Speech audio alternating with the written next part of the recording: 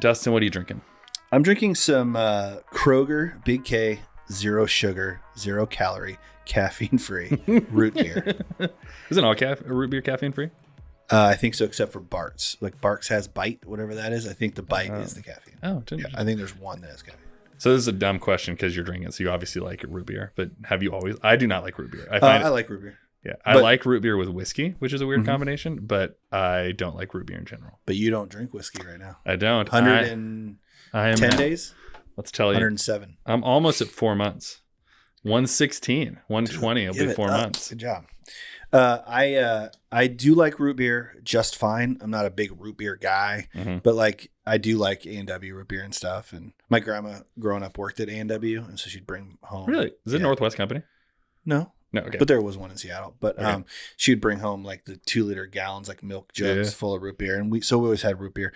But no, I'm not a humongous fan. But my son stopped drinking soda a while back. He'll only drink this like 0 sugar stuff. Okay. And he started putting out all kinds of stuff. So we get it. It's fine. I'm a big water guy, like what you're drinking. Yeah. I'm a huge like the Kroger lemon lime stuff that they put out. That's just sparkly water. I love it. So good. My wife do you know Youth with a Mission, YWAM? Yeah, YWAM. She did YWAM and worked in Jakarta. Mm-hmm. And I think she made root beer. Yeah. Like they taught her how to root beer. Yeah. I made root beer as a kid with my grandfather. Yeah. Yeah, out of a root. Yeah. That's like legit. That's why I didn't know that. I found it so interesting that like that is why it's called like that. And sarsaparilla is a root too, I believe. A spice and a root. And then so that's why sarsaparilla is kind of similar. But yeah, my grandfather was kind of a mad scientist in the basement, and he would always be showing me like, let's try this, let's try that. And he was cool. I dig it. Yeah. All right. So for our topic today, we got just you and me hanging again. And so hanging with Mr. Cooper. What's that? You never saw that show? No. It's in the 80s, I think. Okay. 90s. Sitcom. I had a topic I texted you about on my way here. Kind of about the evolution of theology and the evolution of God. And there's this phrase we use, like God is the same yesterday, today, and forever, right? That like God is unchangeable, God is immovable. In some ways people mean like, well, God is with you, right? Like that's not changing. Other people believe that to mean like God's thoughts and beliefs and theology, like who God is and what God believes. Justice in the Old Testament is the same as today. Yeah. Like things don't change. I got lunch with someone the other day and they were like, well, how could you not as a human progress in your beliefs? Like what you believed as a 10-year-old versus a 20-year-old. This guy's in his 60s. As a 60-year-old, like believes something different, right? And I was like, yeah, that's also certainly true, right? Like it seems like we progress. And so I just wanted to talk about this idea of God growing and evolving, us growing and evolving, beliefs shifting and changing. Like I've been, I'm going to say guilty, but I don't mean it necessarily in a bad way, but I've been a pastor who said like, well, the Old Testament God can be a little bit archaic and maybe justice and whatnot has shifted from then to now. But before we, I guess, just dive into the topic and see where it leads us, like when you think about that, and they're two different buckets, God changing, evolving, us changing, evolving, God being the same over all of that yesterday, today, and forever, like what do you initially think about that? My initial thoughts are probably more in the contemporary biblical teachings, the biblical theology teachings of, that he doesn't change. That, I mean, if you're God and you're all-knowing, being all-knowing makes it so that you don't have to change your mind. You already know, you've already thought of everything from every angle. You know everything, right? You know how it's going to end up. You know every circumstance. There's no science left that you don't know. There's no math left that you don't know. There's no, right? So to me, I've always kind of been under the impression that he doesn't change. That said, I think obviously we have changed. I think we probably would say that humanity's gotten more enlightened. Mm-hmm. We've gotten more tolerant. Maybe we've gotten all these things, but maybe God's always been that enlightened and always been that tolerant. And maybe it's been us that have needed to change. Yeah. And the way that we interpret God, the God of the Old Testament, And maybe even he understands things that we don't get, like this is the basic evolution of the human brain over time, over millennia, where right? you're a Neanderthal and you hit the girl on the head with your club and drag her to your cave. Right. And then the wife, and then to now, right? Yeah. Where science and math we've gotten more of an understanding of the universe and all these things. And God's kind of like, I mean, if he's all knowing, he's got to be like, it's got to be like when your baby is just born and can't speak your language, because we can't speak God's language. Not really. Or on his level in any way. So that's kind of where I'm at. Like, I think God is the same yesterday and forever. I think we change. But here's what I do find interesting, that we are made in his image and his likeness is what we're told in the Bible. Mm-hmm. And so if we're made in his image and his likeness and we change, then how does he not change? And then because, but maybe that's one way we're not like God. Yeah. I don't know. Yeah. Yeah. I think all of that's really, really intriguing to think about, right? Because you used the analogy in the last episode we recorded together about, like, say your son runs into a fire. And from your fatherly perspective, you see it in one way. Maybe God views, like, how could that have ripple effects 20 years down the road you don't even see in the moment, right? Yeah. And there's this, I think Francis Chan said this, and I think it was in the book Erasing Hell, which was kind of like his rebuttal to Love Wins by Rob Bell. He would say it wasn't really that, but it's kind of what it was, at least timing and content wise. But he made one comment in there that I really resonated with, and I think it was him. It could have been in Rob Bell's book, but I'm almost certain it was Francis Chan. That was like, when we assert to know, like, God would do this or God wouldn't do that, making that comment on justice things or on anything, like, we're essentially saying, like, we're as smart as God. Right. And what I think you said, and kind of went over it quickly, it's like, we are evolving and we are, like, our humanity's getting smarter. Like, we're getting a greater understanding of the universe that is generationally passed down. And I think we have kind of assumed, and maybe every generation has always thought this, but we're at the one that's finally going to crack the code. And I think that's what's really interesting when we talk about this evolution of God versus us. It's like, maybe we're just growing into a greater understanding of what we know to be true out of what we can know, but it doesn't make God fully knowable. And I think I would be interested to ask someone this, like, to say, like, is God evolving if we believe that to be true versus God maybe being always constant? Which one of those are maybe connected to God eventually being knowable and the other God always being not fully knowable? Does that make sense? Because I fall into the idea, like, I don't think that on this side of eternity anyone will ever be able to fully know every nuance of God. I agree. But I wonder, with someone that would say that God is always evolving, do they at some point think, maybe not today for us, but in 3 generations from now, that group of people will fully be able to know God, Yeah.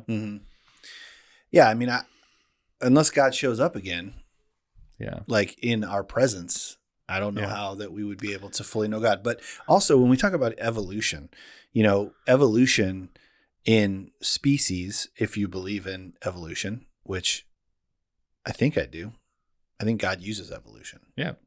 But if you look at that, there's a reason. There's a reason why tadpoles turn into frogs.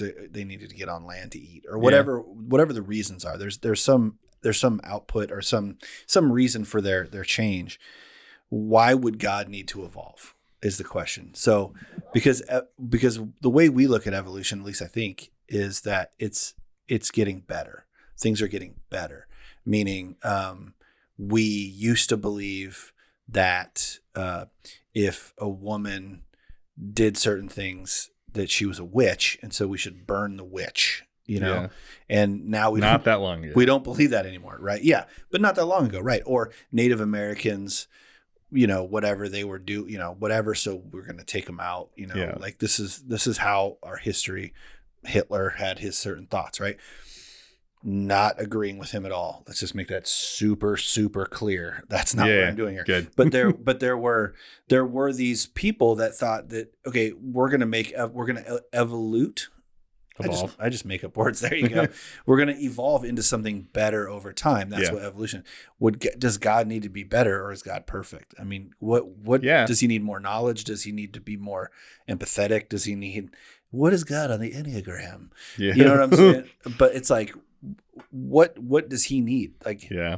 What would you, so maybe an interesting way to go at this is like, we look at things like genocides in the Old Testament, right? Like, and that, because then I would say for people that are like, hey, God is evolving, right? Mm-hmm. That would be what like, and I've been, again, someone that maybe has said this, and I don't even know that I full. So anyway, let me just say what I said. So like, there's genocide in the Old Testament. God telling whoever run around and kill all the Canaanites or whatever, and get the women. Yeah, and the because screw the too. Canaanites, dude. Yeah, they suck, man. So, and then we look at that like, well, that was the God of the Old Testament, and the implicit of that is like, well, that was like a God that was maybe not fully woke or fully there or something, right? Right, as if, right. But so that seems like an incomplete view. But like, so how do you then reconcile, as this is a shift of questions. Yeah. How do you as a Christian reconcile things like that when you're looking at it like, and being like, well, God isn't evolving, but God was present in that? Yeah. I mean, I'm a storyteller for a living. So, you know, I think that when you look at the story and you look at, I mean, when we see the flood, if the flood was a real thing, which, by the way, like, I'm not a big, like, I'm not a literalist, but I also, there's lots and lots and lots of cultures all over the planet that talk about the big flood. Yeah. So I go, okay, well, if we're talking about science, then there's lots of scientists and people around that talk about that. So there's a really solid chance that happened. Was it the flood that, you know, whatever. So God says, we're going to take out the planet. I'm going to keep, you know, this one holy family. If it really happened, regardless. Why would God do that? Well, God is the narrator, right? He's the storyteller. It's his story to tell. And what we don't see is we don't have the context of God. So when you're telling a story, when you're making a film and you're telling a story, it's really good to have character development, right? Yeah. And we have no character development on God. It's like, there's God. We have character development in Jesus. We have a teensy tiny bit on the Holy Spirit. But really, Jesus is the character development that we have. We know where he came from. Yeah. We know where he was born. We even are part of that. Like, if you're reading, like, oh, and then they were going to Herod was trying to kill him. And so then they became refugees, and like, it's the underdog story. Like, there's all this, there's all these pieces. We have no background on God. God's there. And now all of a sudden he has a chosen people. And I think that's a big part of it, where we're like, okay, like, would you ride or die for your family? Like, you would, if somebody, you know, if you had to, I mean, you wouldn't want to, but if you had to go take some people out, you know, John Wick style, because they were threatening your family, like hurting your family, or your dog or whatever. Whatever. You know, how does that work? And so I agree, though, that God it doesn't bode well for God. Like, if you're reading it in the tabloids, it seems like there was this, like, God was this angry kid with a magnifying glass burning ants, you know, and then now he doesn't seem like that. But I'm not actually totally sure that's true, because we don't actually have a great deal of context about God the Father after Jesus, right? In the New Testament. Yeah. There are not a bunch of stories about God. So when we read about things where God tells them to go take out the Canaanites, is that the interpretation of those people? Or did God really, I don't know. Yeah. You know? Yeah, there's so many interesting things in that. Like, and what stood the most out to me, other than the last thing you said as well, is like, we don't have the full perspective. Like these are stories recorded that, like, they're like, God said this, and like, how much of it is personal interpretation and all that. And then a lot of it does come down to, like, what do you believe to be true about the organization and composition of the Bible? Right. That speaks a lot into that. But what I really thought was interesting is this idea of character development, and the idea of thinking of God as the main character, right? In this, that doesn't get a lot of, like, development, but this idea that, like, there are these things. I've just never been like, God is so ride or die for me, that, like, these, but we would give a lot more permission to someone that was ride or die for their family. And I've not necessarily thought about it that way. And I do think about God as a family member, right? And God is, like, deeply devoted to us, and we are to God. But that was just a really interesting way that hit in a different way because I've Yeah. not heard it said like that. Well, if you think about like God pre-Jesus, like we do have like a certain like kind of view of him. You know, he's kind of this, I mean, he's definitely like loves Jewish people. Everybody else can suck it. And you know what I mean? Like, and people are going to die. But then Jesus comes and like, so you kind of look at him like, at least I do, like a mean older brother or something or whatever, Sure. dad, whatever. But then he does the most loving, incredible thing of all time is he gives his son for everybody. Yeah. And then you go, that's the same God. So how can that be the same God? In my mind, it doesn't compute, but it's like, okay, I don't get it. Yeah. Clearly I don't get it because he's taken out all these people over here. And I heard something, this is not biblical. I'm not going to say this is even my theology, but I did hear, I was talking to a guy recently and we were talking about his interpretation of the Great Flood is that God was already kind of like not psyched about us, you know, in general, which we kind of know, you know, like from jump we're sinning, you know, but he knew that we were going to do that anyway, Sure. But he wasn't psyched about us. But then the thing that really pushed him over the edge was the Nephilim, and the Nephilim were giants or whatever. Yeah. And they were half angel, angelic. half human. Yeah. And like, as we talk about this right now, people on this podcast are like, Googling is this ancient aliens or whatever? Like, this is bizarre, but this is what it says in the Bible, you know, that they're half angels and half humans. So they got it on, and then they had babies, and then there were the Nephilim, these giants. And so this guy's theory was like, God was just like, nah, you can't have celestial beings and earthly beings. This isn't what I had in mind. So that's why he sent the flood. Yeah, I think it's the book of Enoch, right? And some of the book of Maccabees. No, not Maccabees. Enoch. I've never even heard of that book. Maccabees? That's not in the Bible. Yeah. The book of Maccabees? Maccabees. That's not in the Bible. It's in that is not a book of the Bible. It's in the Catholic Bible. Well, we're not Catholic. Yeah. So they're not. Yeah, they're not like canonized Protestant books. But I think it's Maccabees. Is Enoch? I know of Enoch. Enoch did not make it into any. Okay, so Enoch's not in there either. Okay. But I think Maccabees is in the Catholic Bible. Okay.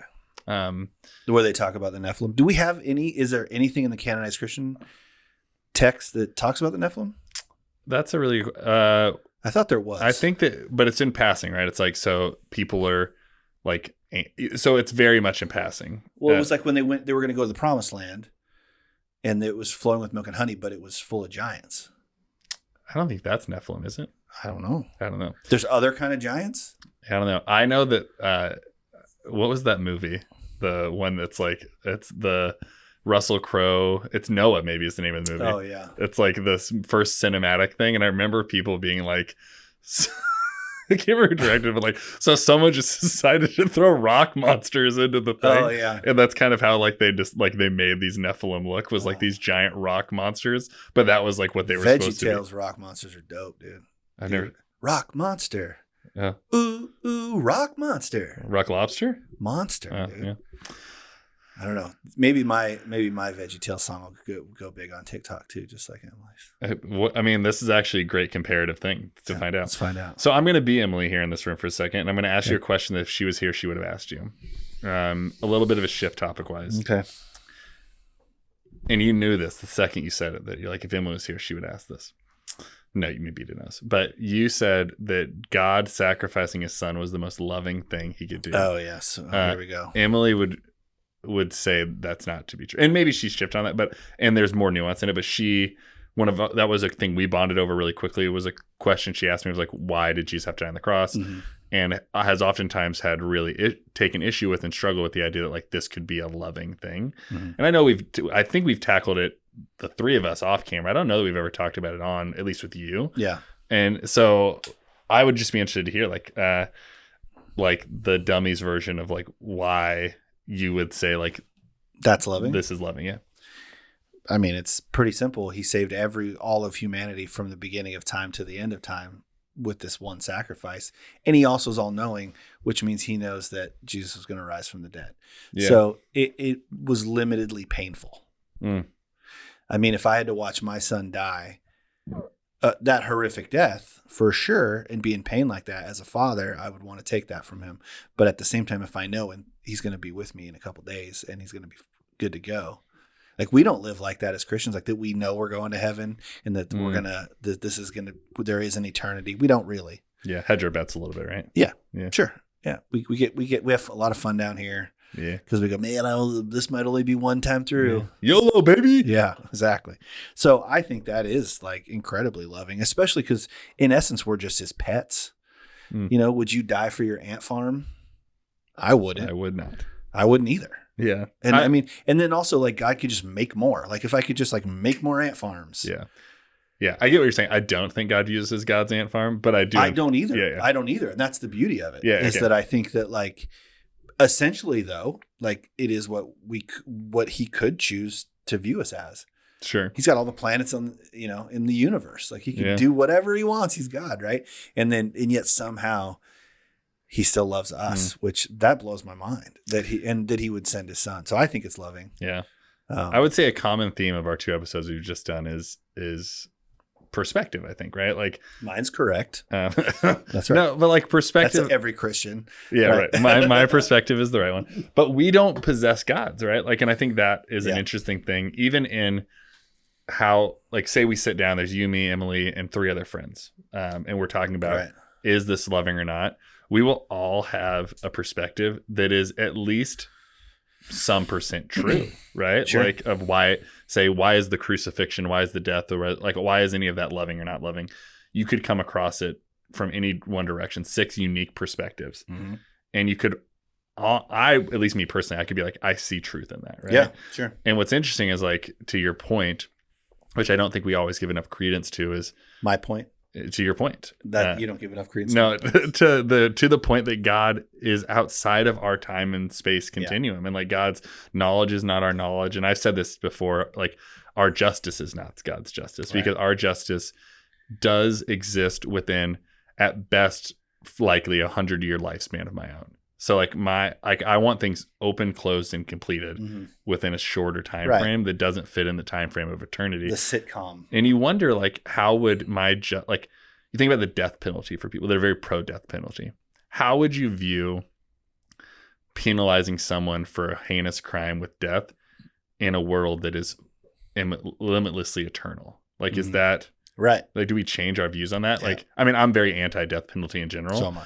But like the people that I wonder are doing that, like how can you believe in eternity and a good God? Well, yeah, and how do you believe that it's your right to take a life where that person may not, if you believe that there has to be on this side of death, there has to be a decision made for Jesus, or and you pull it out of their hands, right? If you believe that, you've right? taken that away from them if that's your belief system. And a lot of people that believe in the death penalty are also hardcore Christians. Believe, and they think, which by the way, one of the 10 commandments is thou shalt not kill. Yeah. So I mean, well, they would read it as murder, and that's not murder; that's justice. I don't agree with that. And also, I read it as thou shalt not kill. Yeah. I actually don't think police or soldiers or anybody have the right to take someone's life. You're a pacifist like me? Yeah. Look at that. We have more in common than I thought. Yeah, I'm like a hardcore pacifist, and I never talk about it with people, but like I've gotten in big trouble recently because I have a friend who's a police officer, and his wife, I said something on Facebook and she took umbrage to it, which is totally, I mean, I get it. She's his wife. Like I can be empathetic to her every time he leaves the home. Yeah. Like, will he come home? Man, that's big time. And thank God I don't have to deal with that in my family. But I just told her, I was like, I mean, as harsh as it is, he's a believer.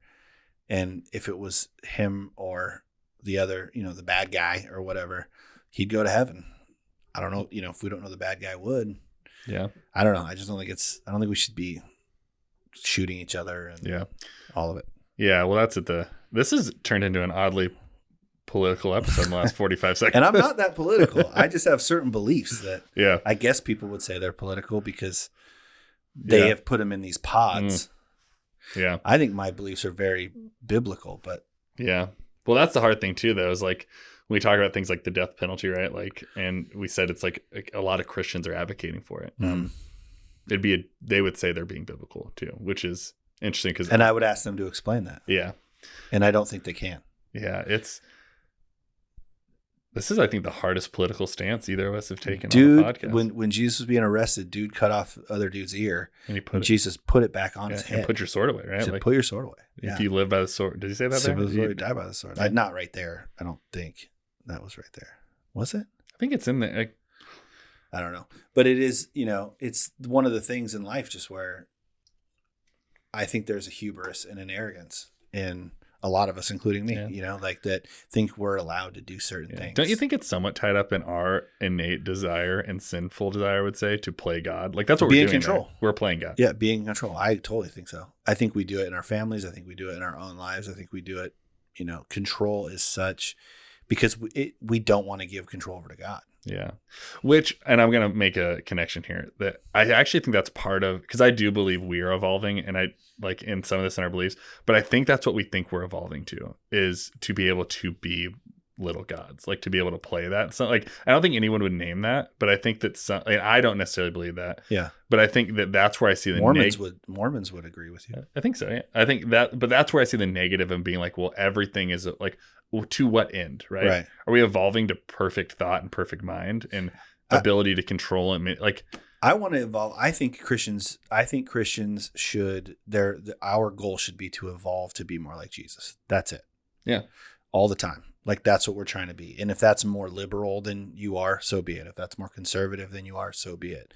This isn't about you, and it's not about me. There's a bigger story. We have little tiny walk-on roles. Think about the history of the planet. How big is our role here, right? It's not that big. And so, but because we're us, I'm me, you're you, I'm not you. I don't wake up and look at your face. I look at this, we're ourselves. We are inherently selfish.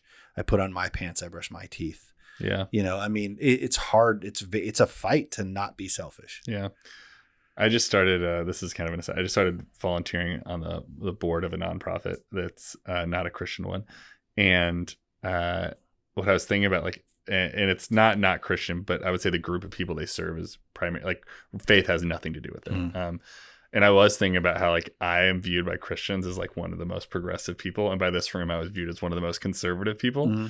And it's like even those monikers of description, and as we think about evolving thought and all, like to someone we were always the most this or the most that, and I think that just makes it really interesting to compare ourselves to.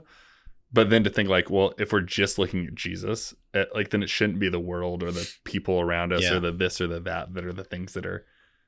Yeah, they can think whatever they want, I guess, right? Yeah. I mean, and if you are in a room and you're the most conservative or the most liberal, use that voice that you have. Would be my recommendation to help sway people to be more like Jesus, whether they believe in him or not. Because I believe that he is, perfect. So if he's perfect, and we can, the way we see him treat women, the way we see him treat people that the religious people called sinners, the way we see, all those things, we don't act like that as Christians. Yeah. I mean, most of us, and I mean, even me sometimes. Even you. I mean, everyone, we're judgmental, and I think if we want to be more like Jesus, we become more loving, we become more hopeful, we become less, grippy. Like I was talking to my mom about, like when you hold your stuff and you're like, I'm right, then you have fists. But if you're like this, you're like, you can at least like accept. Yeah, you can receive. Yeah, you have the potential to hold something new, right? Yeah. It was all a dream. I used to read Word Up magazine. Yeah. Salt and Pepper. What is your favorite Biggie song? Oh, no, stop. Recommendation station. Recommend your favorite Biggie song. I mean, so there's a song called that Biggie was on with Craig Mack and Busta Rhymes, I think. It was called Bad Boys, and I think Puff's on it too. That's probably my favorite song. Okay. But it's like a collaboration. It's highly inappropriate. Sure. The words, but yeah, I liked it. Okay. Yeah. That's not my recommendation though. No. I am surprised. Because I grew up on the West Coast, I was like, it was Tupac or die. Like if I was listening to something, it was. But I loved hip hop. All hip hop, yeah. So we are in recommendation station, recommendation zone, I think is what we call it. What do you got for us? I would just say, look, man, if you are thinking about your childhood, if you're thinking about nostalgic things, Go back and play some NES. Go play a Nintendo game. Go play Mario, or go watch a VHS tape. I've been really like right over. You can't see it, but I've got a VCR combo, and I've watched a few movies. I watched OC. Do you remember that? Yeah, Orange County with Jack Black. We were the same height. That is neat. That is neat. And then I watched The Hand That Rocked the Cradle. I don't know if you ever saw that movie. Super creepy. But I've been watching VHS tapes, and they just make me feel happy. You did not ask me to do this, but I'm going to do it anyway. You have recently started a new company. I did, yeah. And that actually scratches this itch for people. Yeah. Would you, again, and just so anyone knows, you did not ask this. We did not talk about this. No, this isn't a paid promotion. Will you plug it, though? Because I do think what you're doing is cool. Well, we started a store called Retro Swap, and it's here in our town in Greater St. Louis. And we sell nostalgic things, toys, video games, Sega, Nintendo, PlayStation stuff. And then we also have an arcade, so you can come play full-size arcades, stand-up arcades, or CRT, the old CRT TVs with all the consoles, and we have a bunch of games. Super fun. Yeah. It's been really, really fun. Yeah. And remembering being a kid and remembering how grateful I was when I got my first Nintendo and all that stuff. Yeah. Yep. Well, cool. Recommendation stage. I just watched, and I talked about it in my sermon this last weekend. I watched the new Puss in Boots movie. Okay. And I don't think it's that new anymore. But it was dope. Really? So I watched it. So like my kids. Is it Banderas? Yeah. My kids were watching it in the other room. We were on vacation, and it was like during Grace's nap time. So the older two, Knox and Joe, watched, and I could hear it, and I was like, whatever. And they really wanted to watch it with us. Mm-hmm. And I was like, if you want to watch it with us, I'm gonna be like, let's watch it. You know what I mean? Like, I'm gonna make a point. If they're so into something, they're gonna Father of the Year come to us and be like, hey. Like, it was over, and like, will you watch this with us? Oh, they already watched it. Yeah, they already watched it. Like, will you, like, we want to do it again. Will you watch it with us? Like, great. So Annie and I watched it with it. And it was so good that it made it into my sermon, like I said. But it's a great story about, I think, embracing life, not running from fear, and understanding like where your values lie and how do you like embrace life now and not just like wish it away to the next thing.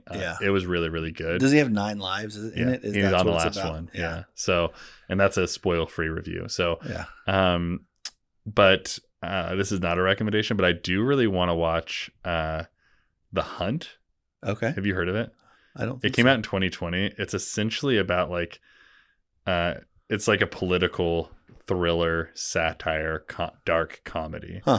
Like this group of people are captured and like tied up, bound, woken up, and they have gags in their mouth, and they like there's this big box of guns is opened up, and they're just being hunted. Huh. And I think it's like these conservatives are being hunted by these really progressive. Oh, I have seen that. I have seen it, and it's so I don't know. It was good. I don't know the moral of it, yeah, but I'm really interested to see because it's kind of I'm very into political satire, or really satire of any type. But I really want to watch it. So yeah, it was good. I liked it. Oh, you did see it? Yeah, I did. Okay, I remember now. Now that you said that, the waking up. Yeah, I definitely saw it, and it was good. Okay.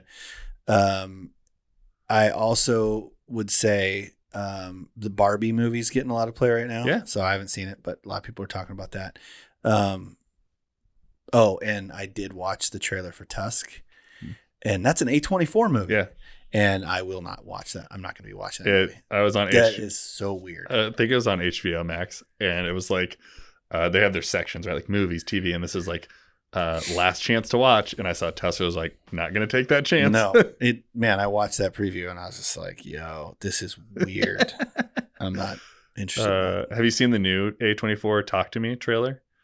It's apparently like, so it's a horror movie, and everyone that's reviewed is like, this is not just the best horror movie of the year, which it is. It's like up for one of the best movies of the year. That's what they've said. And I doubt that it'll get the acclaim of that. Right. But apparently it's like incredible. I've seen the still of the girl, and she's got all the tears in her eyes. Yeah. So I've seen that, but I have not. Yeah. I'm not a huge horror movie guy, so I probably won't watch it. But if it's horror like Get Out and those kinds of horror movies, those, yeah. I like those. Like, but have you seen Hereditary? No. Like, I won't watch it. Like, it sounds way too dark. I've seen it's on my TikTok. Like, the new thing on TikTok is people essentially put a whole movie in like short clips, and like you can watch. So I've pretty much watched The Hunt. on Really? TikTok. Okay. And That's not illegal? I'm sure it's got It's not copyrighted? it's not. I'm sure it's not legal, but Mhm. people have been doing it with these movies, and I was like, I could watch it here, and it's like, I don't need that. Yeah, that's weird. So, all right, man. Well, this has been fun. Emily will be back with us next week. Yeah. But this is always fun. Like, I enjoyed getting a chance to do this. We'll probably, honestly, if we're being honest, in the season to come, it might be more of this. Emily's back in teaching season. So yeah, you and I will probably be popping on a little more, maybe her on with me as church life gets busier. Annie's going back to school, basketball, all that. So sure. We'll probably have a few revolving heads in here for the next couple of weeks or months. Revolving heads. Yeah. Like The Exorcist. Can you digitally make that up? I'm so old. Well, hey, with that, friends along the way, don't forget, embrace the journey.